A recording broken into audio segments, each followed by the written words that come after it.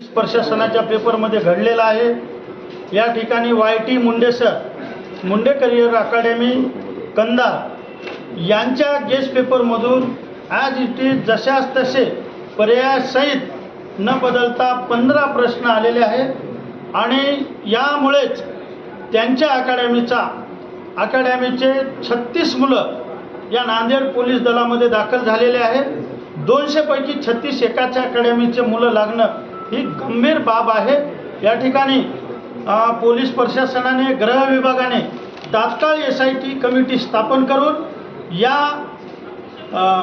Paper फुटीचा छडा लावावा आणि तात्काळ मुंडेसर यासह पोलीस दलातील जे कोणी अधिकारी यांच्यासोबत गुंतलेले आहेत त्यांच्यावर तात्काळ दंडात्मक कार्यवाही करावी आणि पोलीस भरतीचा झालेला पेपर झालेले सिलेक्शन रद्द करून पुन्हा एकदा पेपर घेऊन गोरगरीब विद्यार्थ्यांना न्याय द्यावा ही कळकळीची नम्र विनंती आहे।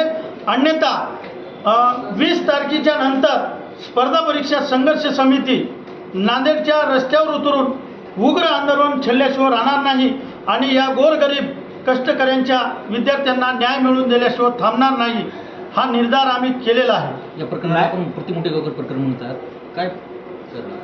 प्रकरण असं आहे की एका गेस्ट पेपरमधून 25 गणिताच्या प्रश्नांपैकी 15 प्रश्न नांदेडच्या पोलीस दलाच्या पेपरमध्ये येणं ही खरंच मोठी गंभीर बाब आहे। बाकीचे GS आणि मराठीचे गेस्ट पेपर आमच्या हातात सापडलेले नाहीत। ते सापडल्यानंतर ही बाब अधिकच गंभीर दिसून येईल।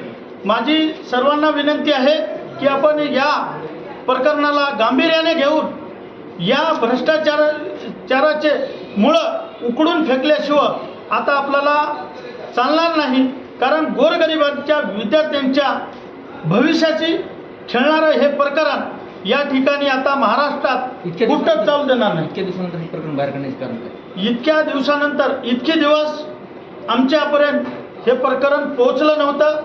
जसे जसे दिवस गेल्यानंतर आमच्यापर्यंत यांचे पुरावे पोहोचले आणि ही बाब गंभीर असल्याचे आमच्या लक्षात आल्यानंतर आता आम्ही हे प्रकरण तीव्र करण्याचं आणि सामाजिक लढा समजून गोरगरिबांच्या विद्यार्थ्यांचा लढा देण्याचं आम्ही ठरवलेलं आहे। न्यायालयीन लढाई लढणार का पुढे या संदर्भात? न्यायालयीन लढाई लढणार आणि रस्त्यावरची पण लढाई लढून या गोरगरिबांच्या विद्यार्थ्याला न्याय मिळवून दिल्याशिवाय थांबणार नाही। आपण SITची मागणी